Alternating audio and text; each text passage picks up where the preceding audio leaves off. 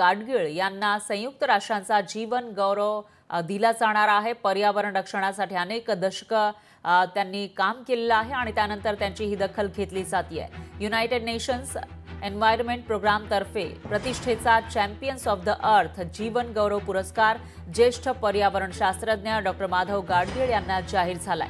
जगभरातील एकूण 6 जणांना हा पुरस्कार जाहीर झाला आहे, तर गाडगीळ जीवन गौरव पुरस्काराचे मानकरी ठरलेले आहेत।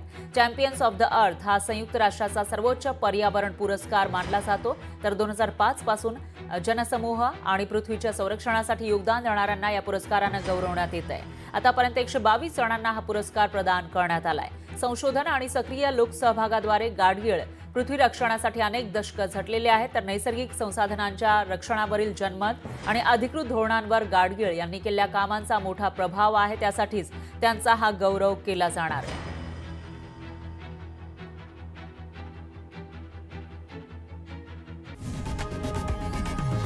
लोकशाही मराठी ऐका, पहा, जागरूक रहा।